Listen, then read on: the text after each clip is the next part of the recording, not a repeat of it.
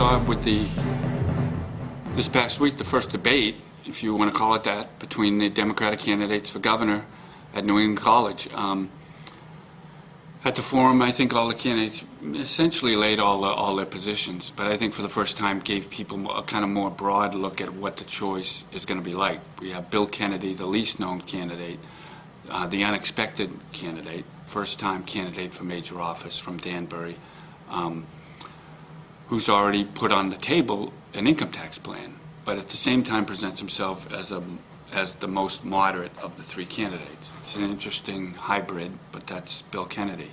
The front-running candidate, Maggie Hassan, from Exeter, former Senate Majority Leader, very much cast herself in the mode of Governor John Lynch, the popular four-term Democrat who's not seeking re-election. What's interesting in this primary, frankly, is going to be how and if the front-running Hassan tries to separate herself from a popular governor, but running in a primary in which the turnout could be a low one, and the turnout could be disproportionately made up of more liberal members of the party than those, that broader party, if you will, that John Lynch represented. And because as we know, the most liberal members of the Democratic Party have been disappointed with some of the things John Lynch has done or not done. That's where Jackie Silly comes in, the Barrington Democratic former state senator. She's not refused to take the pledge to veto a sales or income tax, but has not come out with a proposal and says that she won't until through this election, that she wants to keep an open mind and will on changing the tax policy.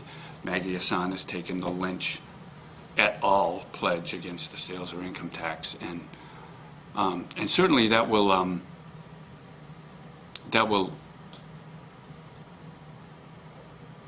dominate the Democratic primary race in all likelihood. But what will be interesting to see, another kind of side issue in the Democratic race and the Republican one we'll talk about in a little bit. Not a lot of developments on the Republican side. Let's do that now.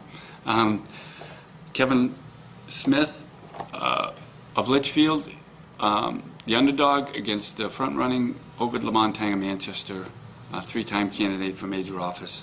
The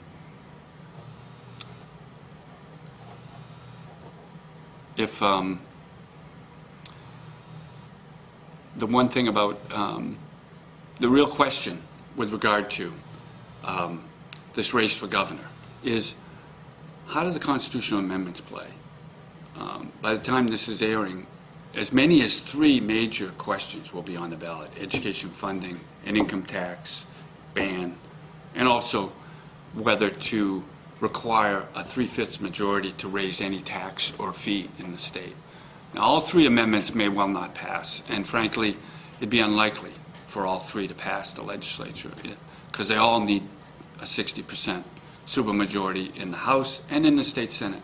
But more than one may, and even if only one does, I think that those amendments are going to partially dominate this race for governor. What's your position on question 1, 2, or 3? Are you for education funding?